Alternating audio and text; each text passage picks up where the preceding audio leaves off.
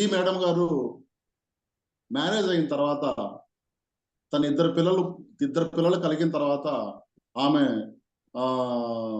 Degree complete చేయడం జరిగింది. ఆ తర్వాత పోస్ట్ గ్రాడ్యుయేషన్ చేశారు. ఆ తర్వాత ఎంఏ సైకాలజీ కూడా చేయడం జరిగింది. ఈ మేడం గారు నేను దగ్గరుండి చూసింది ఏంటంటే, ఆమెతో పాటు నేను గవర్నమెంట్ స్కూల్స్ కు అటెండ్ అయ్యాను. ఆమె పిల్లలకి ఒక ట్రైనర్ గా కాకుండా ఒక మంచి మదర్ గా ట్రీట్ చేయగలుగుతుంది.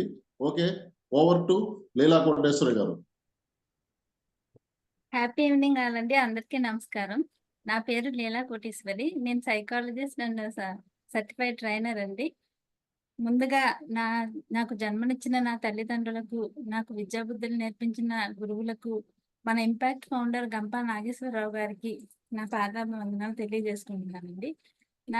నన్ను ఇంపాక్ట్ ఫ్యామిలీలో పరిచయం చేసిన లక్ష్మీ శంకర్ మేడం గారికి, మనకు ఇంత బాగా ట్రైనింగ్ ఇచ్చిన మన ఈడి ఉదయ్ భాస్కర్ సార్కి, నాకు అవకాశం ఇచ్చిన మన ఆర్వీఆర్ సార్కి నా ధన్యవాదాలు తెలియజేసుకుంటున్నానండి. నన్ను అనుక్షణం నాలో ప్రతిభను గుర్తించి నన్ను ప్రోత్సహించే నా భర్త, నా పిల్లలకు, అలాగే ఈ సెషన్లో ఉన్న అందరికీ కూడా నా ధన్యవాదాలు తెలియజేసుకుంటున్నాను. ఇప్పుడు ఈ రోజు నేను చెప్పబోయే సెషన్ గురించి ఎవరైనా చెప్తారా అండి? సెషన్ గురించి ఎవరైనా చాట్ చేయండి.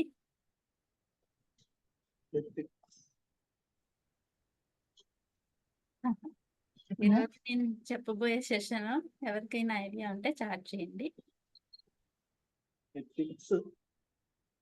లేదా అన్మ్యూట్ చేసుకునైనా మాట్లాడండి. హ్యాపీ ఈవినింగ్ లీలా మేడం. చెప్పండి madam, Anuradha madam. Happy evening. ఈ రోజు మీరు చెప్పబోయే సెషన్ ఎథిక్స్ అండ్ ఎక్విటిక్స్. అవునండి. దాని గురించి మీరు ఏమైనా చెప్తారా అండి?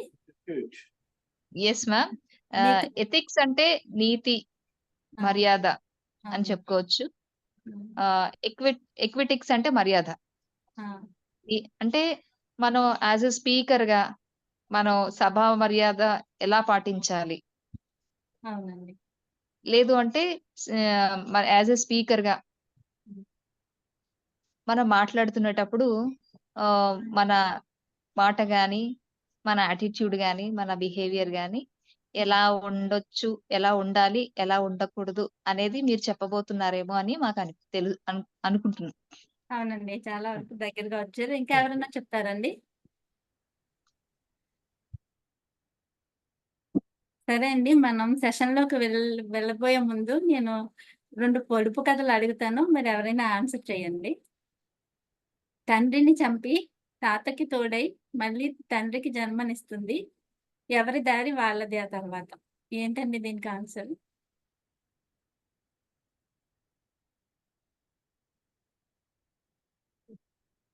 అరటి చెప్తాము.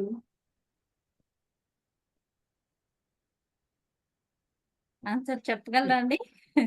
అరటి చెట్టండి. కాదండి. ఇంకా ఎవరైనా? మేడం క్వశ్చన్ మరొకసారి రిపీట్ చేయండి.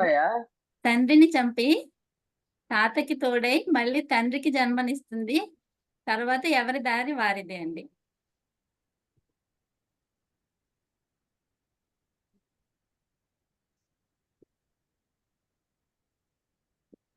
సునీల్ సార్ చెప్పేశారండి.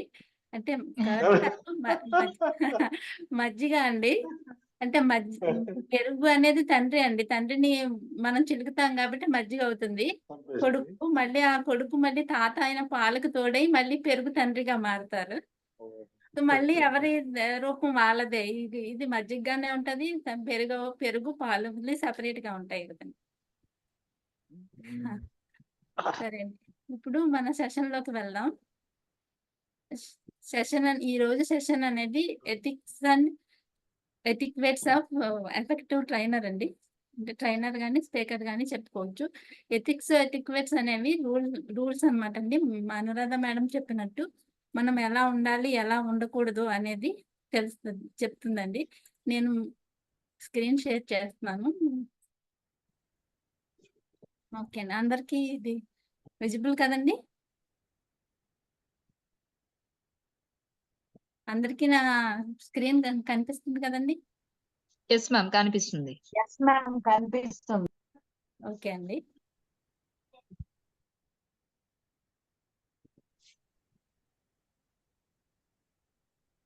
ఒక నిమిషం.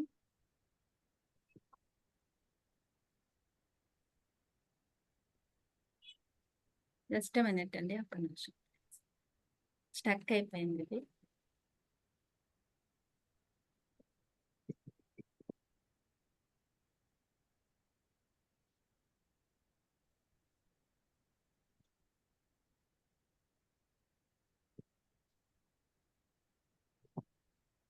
The definition of ethics and ఎటిక్వేట్స్ అండి.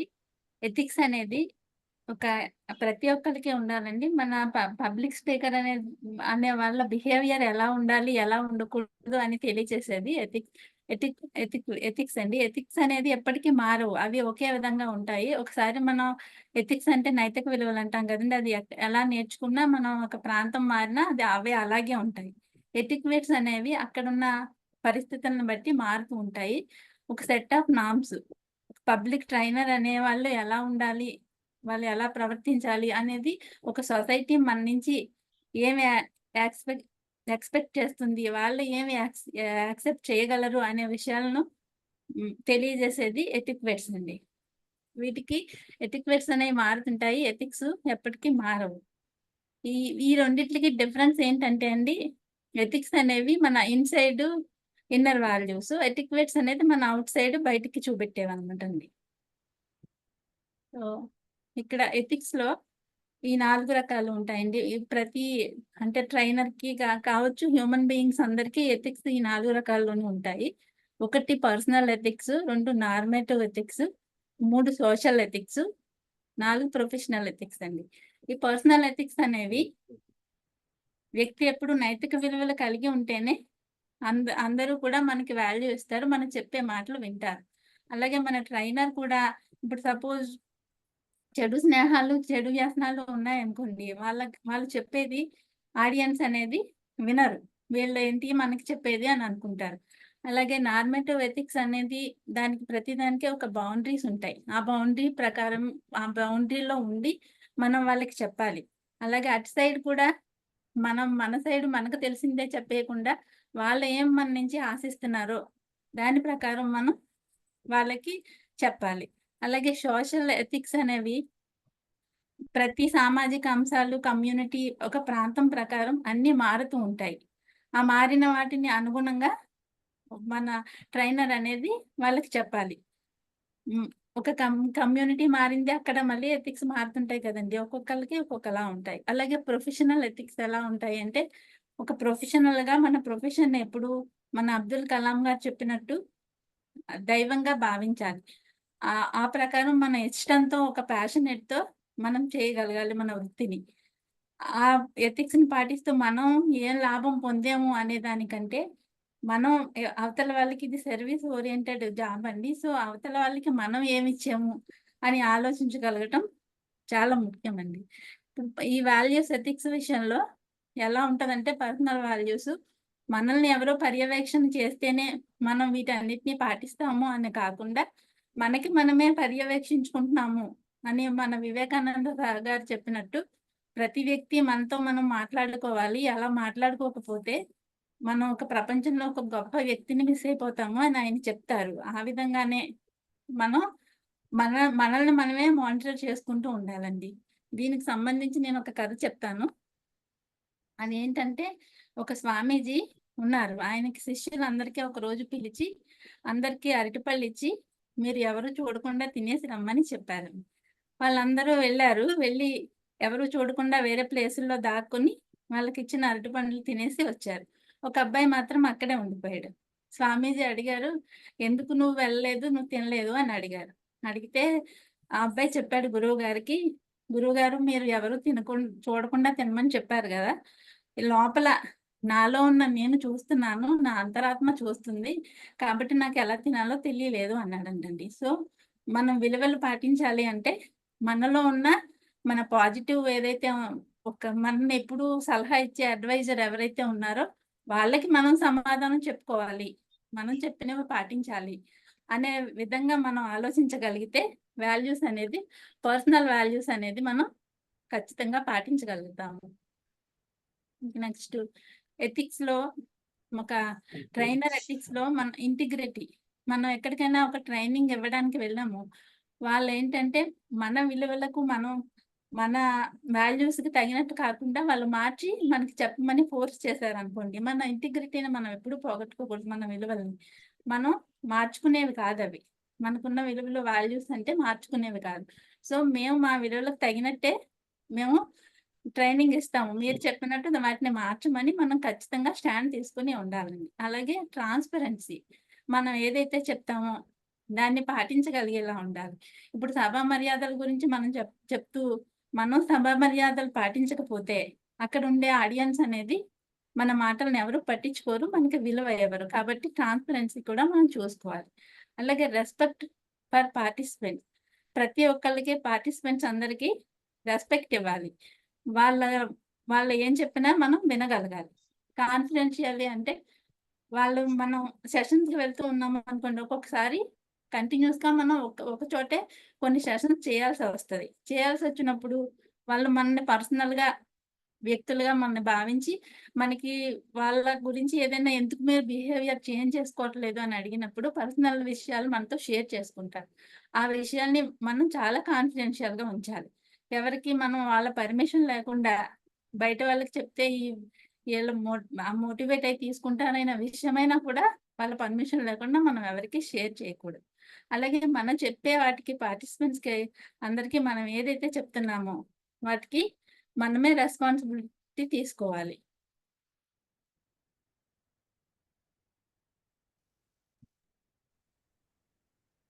నెక్స్ట్ వచ్చి ఎథిక్వేట్స్ అండి. మన ట్రైనర్స్ కి ఉండవలసిన ముఖ్యమైన ఎథిక్వేట్స్ లో మొదటిది పర్సనల్ ఎథిక్వేట్స్ అండి, రెండోది లాంగ్వేజ్ ఎథిక్వేట్, 3 టీమ్ ఎథిక్వేట్, 4 సోషల్ ఎథిక్వేట్, 5 తర్వాతది స్టేజ్ ఎథిక్వేట్, తర్వాతది డైనింగ్ ఎథిక్వేట్, తర్వాతది సోషల్ మీడియా ఎథిక్వేట్. వీటన్నిటిని మనం ఒక్కొక్కటిగా తెలుసుకుందామండి. ఈ ముఖ్యంగా ఒక ఎఫెక్టివ్ ట్రైనర్ కి ముఖ్యంగా ఉండవలసినవి ఇవ్వండి, ఇంకా చాలా ఉన్నాయి. వీటిని మనం ముఖ్యంగా ఉండాలి. ఇంకా పర్సనల్ ఎథిక్వేట్ విషయంలో డ్రెస్సింగ్ అనేది చాలా ఇంపార్టెంట్ అండి. డ్రెస్సింగ్ అంటే మనం ఎలా ఉన్నాము, ఫస్ట్ ఇంప్రెషన్ కలిగేది మన అటైర్ చూసి మన మీద ఒక అంచనా ఉంటుంది ఆడియన్స్ కి, మనం చూసిన వాళ్ళకి. సో డ్రెస్సింగ్ అనేది చాలా సింపుల్ గా ఉండాలి. మనల్ని చూడగానే ఆకట్టుకునే విధంగా ఉండాలి. కాబట్టి మన జెంట్స్ ఏమో ఒక డ్రెస్, బ్లేజర్, ప్యాంటు మ్యాచింగ్ వేసుకోవాలి, లోపల లైట్ కలర్ షర్ట్ వేసుకోవాలి. అలాగే షూస్ బ్లాక్ వేసుకోవడం చాలా మంచిది. సాక్స్ కూడా కలర్ఫుల్ గా లాంటివి వేసుకోకూడదు. బెల్ట్ అది కూడా ఫార్మల్ ఉండాలి, డ్రెస్ కు తగినట్టుగా. నీట్ గా షేవ్ చేసుకోవటం, తల దూకోవటం, అలా నీట్ గా ఉండాలి. ఆడవాళ్ళు అయితే సింపుల్ గా సారీ కానీ డ్రెస్ కానీ వేసుకొని, బ్లాజర్ వేసుకొని నీట్ గా రెడీ అవి తల దూకొని అది వెళ్ళాలి. హెవీ జ్యువెలరీ అది వేసుకోకూడదండి. సో సింపుల్ గా మనం వెళ్ళినప్పుడు వాళ్ళలో కలిపే మన వ్యక్తులు అని వాళ్ళు ఫీల్ అవుతారు. కాబట్టి మనతో బాండింగ్ అనేది ఏర్పడుతుంది. ఇప్పుడు మనం కంటిన్యూస్ గా మనం ఏదైనా సెషన్స్ ఇవ్వడానికి వెళ్ళినప్పుడు ఆడియన్స్ తో స్పీకర్ కి బాండింగ్ ఏర్పడడం అనేది చాలా ముఖ్యం. అప్పుడే వాళ్ళు చక్కగా మనం చెప్పేది వింటారు. ఆ బాండింగ్ ఏర్పడాలి అంటే మనం వాళ్ళలో ఒక వ్యక్తిగా, మనల్ని చూస్తే మన వ్యక్తి అనిపించే విధంగా ఉండాలి. సో అలాగే ఐ కాంటాక్ట్ అనేది కూడా చాలా ముఖ్యం. ఐ కాంటాక్ట్ లో మనం అందరినీ చూస్తూ మాట్లాడినప్పుడు మాత్రమే మనం చెప్పే మాటల్ని వింటారు. అది డబ్ల్యూ కానీ, ఎం కానీ, ఎన్ కానీ, ఏ ఆకారంలో అయినా మనం అందరినీ చూస్తూ మాట్లాడగలగాలి. అలాగే మన టోన్, వాయిస్ కూడా చాలా ఇంపార్టెంట్ అండి. ఆ వాయిస్ కూడా మెస్మరైజ్ చేసే విధంగా అందరితోనూ కనెక్ట్ అయ్యి ఉండాలి. తర్వాత వాకింగ్ స్టైల్ కూడా వాళ్ళు చూస్తారు. మనం స్టేజ్ ఎక్కి నడిచి వెళ్ళేటప్పుడు ఎలా ఉంది అనేది అందరూ గమనిస్తారు. సో మన ఆడియన్స్ లో మన పెద్దవాళ్ళు ఉంటారు, అన్ని తెలిసి మనం అక్కడ చూస్తారు. అందరూ కూడా గురువులతో సమానమైన వాళ్ళు ఉంటారు, నేర్చుకోవడానికి వచ్చిన వాళ్ళు ఉంటారు, అసలు వీళ్ళు ఎలా చెప్తున్నారు అని అబ్జర్వ్ చేయడానికి వచ్చిన వాళ్ళు ఉంటారు, చాలా రకాలైన వాళ్ళు ఉంటారు. కాబట్టి ఇవన్నీ ఖచ్చితంగా మనం పాటించాలి.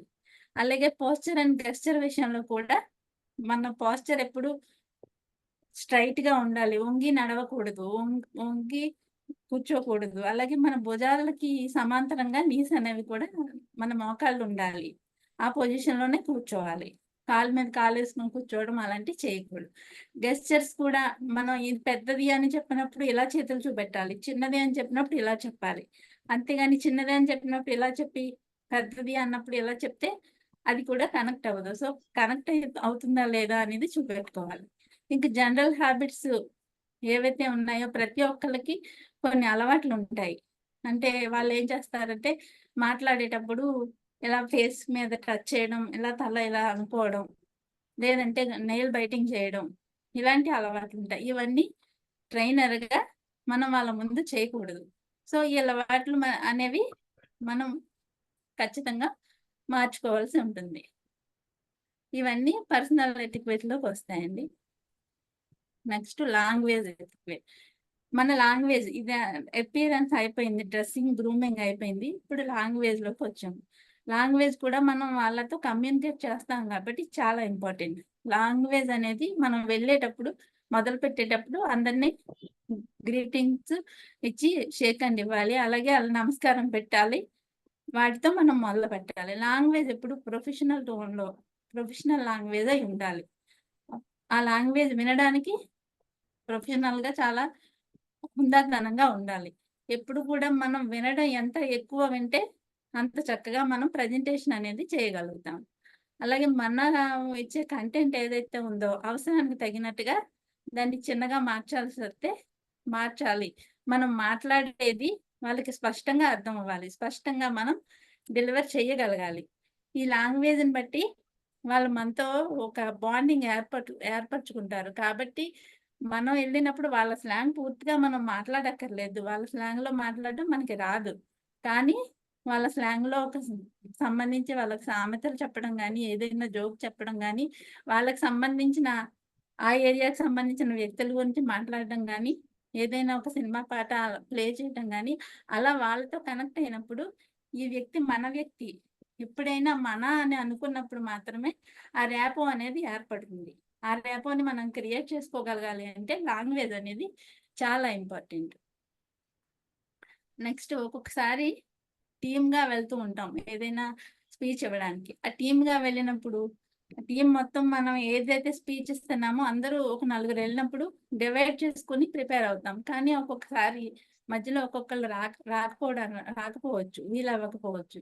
కాబట్టి వెళ్ళే నలుగురికి కూడా కంటెంట్ మొత్తం తెలిసి ఉండాలి, అక్కడ ఎందుకు వెళ్తున్నామో ఏంటి అని. ఒకవేళ వాళ్ళు మిస్ అయినా వీళ్ళు కవర్ చేయగలిగేలా ఉండాలి. కాబట్టి వాళ్ళకి ఇప్పుడు కూడా కమ్యూనికేషన్ అనేది సరైన కమ్యూనికేషన్ ఉండాలి. అందరూ కలిపి వెళ్తున్నారు కాబట్టి మనం అచీవ్ చేసేది ఇంకా ఎక్కువగా ఉండాలి. ఎక్కువగా ఆడియన్స్ తో కనెక్ట్ అవ్వగలగాలి.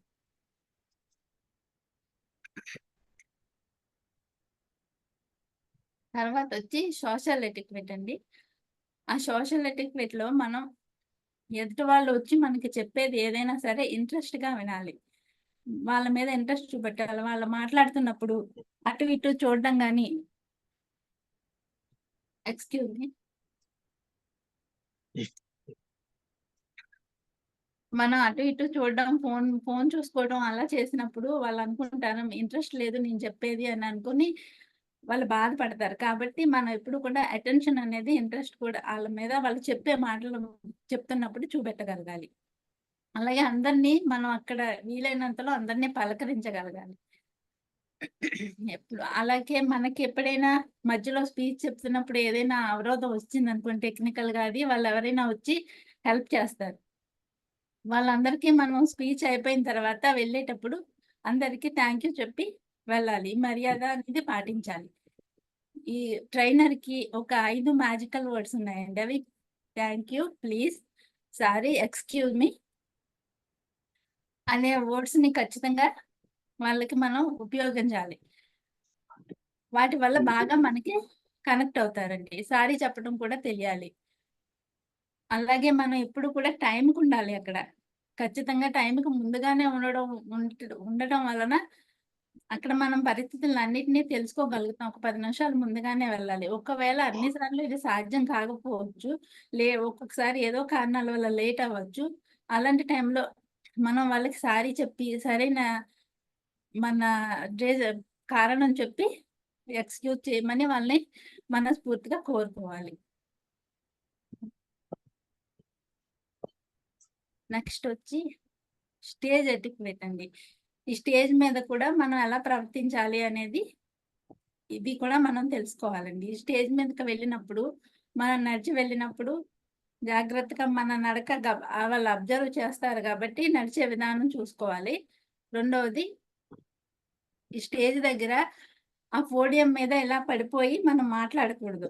ఆ స్టేజ్ దగ్గర కరెక్ట్ గా పొజిషన్ లో నిలబడాలి. అలాగే చేతులు మనం పోడియం మీద పెట్టడం కానీ వంగి మాట్లాడడం కానీ అసలు చేయకూడదండి. అలాగే వాళ్ళ వస్తువులు ఏవైతే ఉన్నాయో ఆ మైక్ కానీ అక్కడ ఉన్న వస్తువులు కానీ మన చుట్టూ వాడిని ఏవైనా సరే వాళ్ళు జాగ్రత్తగా మనం వాడుకొని మన అలా ఆర్గనైజ్ చేసిన వాళ్ళకి జాగ్రత్తగా అప్పచెప్పాలి. అలాగే మన ఆర్గనైజ్ చేసిన వాళ్ళ పేర్లు అన్నీ మనకు తెలిసి ఉండాలి. తెలుసుకుని మనం అక్కడికి వెళ్ళాలి. ఇది డైనింగ్ ఎటిక్వేట్ అండి. అక్కడికి వెళ్ళిన తర్వాత మనం అందరితో ఒక్కొక్కసారి భోజనం అది చేస్తూ ఉంటాం. అది కూడా మన ఆడియన్స్ అందరూ మనని గమనిస్తారు. కొంతమందికి కొన్ని అలవాట్లు ఉంటాయి. ఆ అలవాట్లు కూడా కొంచెం ఎదుటి వాళ్ళకి ఇబ్బంది కలిగే విధంగా ప్రవర్తించకూడదు. మనం తినేటప్పుడు ఎప్పుడు చేతులు మనకి ఇండియన్ కల్చర్లో మనం ఫోర్కులు అవి వాడితే పర్వాలేదు. ఒకవేళ చేతితో తిన్నా ప్రాబ్లం ఏమీ లేదు. కానీ చేతులు వేళ్ళతోనే మనం కలిపి తినాలి. మొత్తం కొంతమంది ఏంటంటే చెయ్యి మొత్తం బావేసుకుంటారు. చూసే వాళ్ళకి ఇబ్బందిగా ఉంటుంది. వాళ్ళు తినే విధానం కూడా మన ఇబ్బందికరంగా అనిపిస్తుంది. ఈ ఫోర్కు నైఫ్ స్పూను అనేది క్రాస్ గా పెట్టామంటే కొంచెం క్రాస్ గా పెడితే అది ఇంకా బ్రేక్ తీసుకున్నాము, ఇంకా భోజనం అవ్వలేదు అని అర్థం. అలాగే రెండు సైడ్ పెడితే అయిపోయిందని అర్థం. ఇలాగా ఈ టేబుల్ మేనర్స్ కూడా మనం తెలుసుకోవాలి. తినేటప్పుడు నోటి నిండా భోజనం పెట్టుకుని మనం మాట్లాడకూడదు. ఇవన్నీ కూడా కూర్చునేటప్పుడు కూడా మన కాళ్ళు ఇతరులకు తగిలే విధంగా చేయకూడదు. ఇవన్నీ కూడా మనం ప్రొఫెషనల్ ట్రైనర్ అనేది కంపల్సరీ నేర్చుకోవాలి. అలాగే సోషల్ మీడియా అండి. సోషల్ మీడియా ఎటిక్వేట్ కూడా సోషల్ మీడియా ట్రైనర్స్ కి ఎనీ ప్రొఫెషన్ అందరికీ ఇప్పుడు చాలా ఉపయోగకరంగా ఉంటుంది. మనం సోషల్ మీడియాలో పెట్టే పోస్టులు ఏమైతే ఉన్నాయో ఆ పోస్టుల విషయంలో కూడా మనం జాగ్రత్త వహించాలి. ఎందుకంటే అవి కూడా మనల్ని ఒక ఫ్రేమ్ లోకి ఇమేజ్ లోకి తీసుకెళ్తాయి. కొంతమంది ఏం చేస్తారంటే వాళ్ళకి ఏదైనా మూడ్ బాగాలేనప్పుడు ఏవైనా గొడవలు వచ్చినప్పుడు అది పెట్టుకుని సోషల్ మీడియాలో స్టేటస్లు పెడతా ఉంటారు. సో వాటిని బట్టి వీళ్ళు ఎలా ఉంటే మనకి ఏం చెప్తారు అనే అభిప్రాయానికి వస్తారు. సో మనం పంపించే అవి ఏవైతే ఉన్నాయో షేర్ చేసేవి వాటి గురించి కూడా మనం కొంచెం ఆలోచించి మన ప్రొఫెషన్కి దగ్గరగా ఉన్న విషయాల్ని మనం షేర్ చేసేలాగా జాగ్రత్త పడాలి.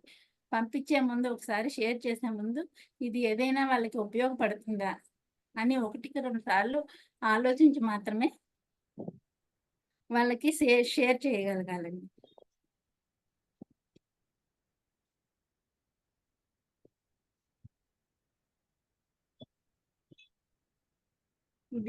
ఇదండి నేను పబ్లిక్ స్పీకర్ కి ఉండవలసిన లక్షణాలు ఉండకూడనివి చెప్పాను. థ్యాంక్ యూ అండి. అందరికీ కూడా ధన్యవాదాలు తెలియజేసుకుంటున్నాను. విన్నందుకు. ఏదైనా మీరు వాల్యూ యాడ్ చేసే వాళ్ళు చేయొచ్చు. ఏదైనా క్వశ్చన్స్ అడిగితే చెప్తానండి. Thank you madam.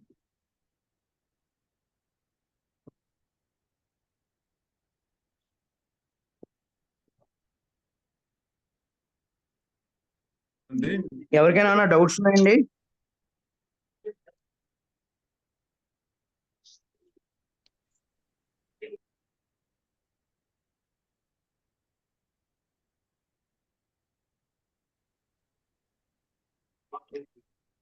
Hello Anuradha madam, మీరు మీ వాయిస్ రావట్లేదు.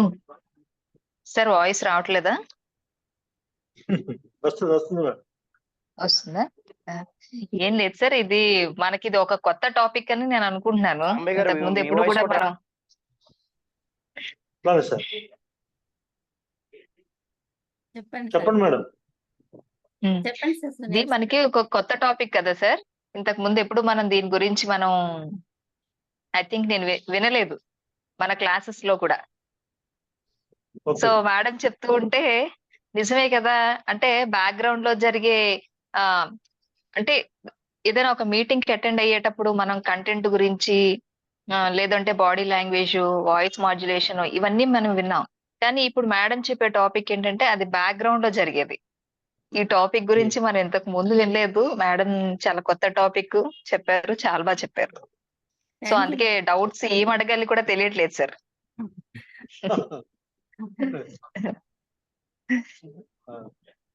చెప్పండి సునీల్ సునీల్ సార్. గారు హ్యాండ్ రైజ్ చేశారు. చెప్పండి మేడం.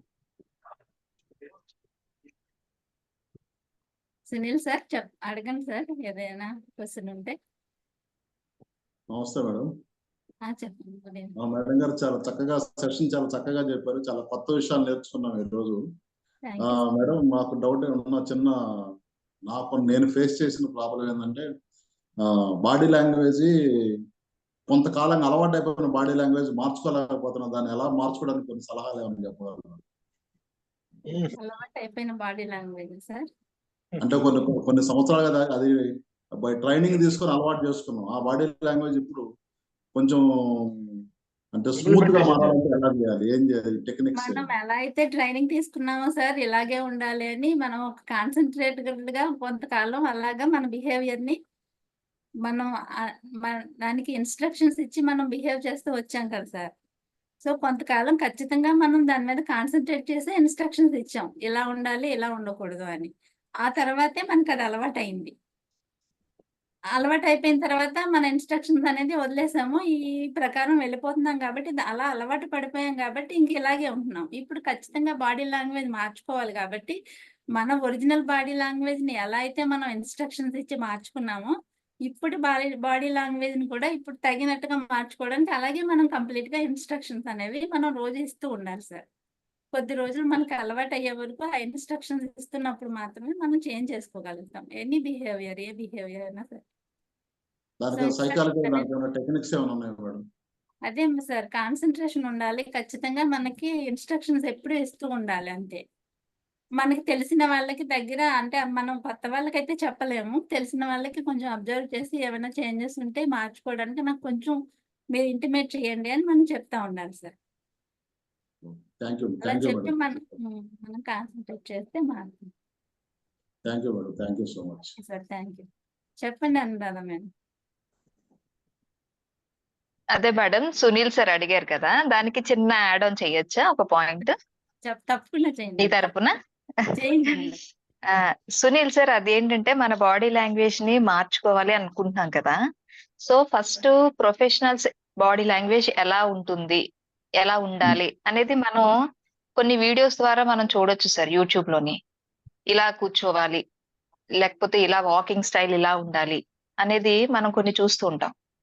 కాన్ఫిడెన్స్ లెవెల్ ఏ గెస్చర్ ఉంటే, ఏ పొజిషన్ లో ఉంటే మనకి కాన్ఫిడెన్స్ లెవెల్ బయటికి ఎలివేట్ అవుతుంది, ఇలాంటివన్నీ కూడా మనకి యూట్యూబ్ లోని వీడియోస్ ఉంటాయి సార్. అది ఒకసారి చూసి మీకు ఇది బాగుంది, ఓకే ఇలా మనం ఫాలో అవ్వచ్చు అనుకున్నప్పుడు అన్నింటినీ ఒకేసారి మీరు ఫాలో అవ్వకండి సార్. 1, 2 ఫస్ట్ కొన్ని గెస్చర్స్ తీసుకోండి. ఐ కాంటాక్ట్, లేదు అంటే హ్యాండ్ మూమెంట్, లేదంటే సిట్టింగ్ పొజిషన్, ఇలా 1, 2 మీరు తీసుకొని దాన్ని మీరు కాన్ఫిడెంట్ గా ప్రెజెంట్ చేసిన తర్వాత ఇంకా నెక్స్ట్ ఇంకొకటి అలా యాడ్ ఆన్ చేసుకొని వెళ్తే మేబీ మనకి కాన్ఫిడెన్స్ లెవెల్ పెరగొచ్చు, మన బాడీ లాంగ్వేజ్ మారొచ్చు అని నేను అనుకుంటున్నాను. Thank you madam. Thank my you so much. Opinion sir. Thank you sir.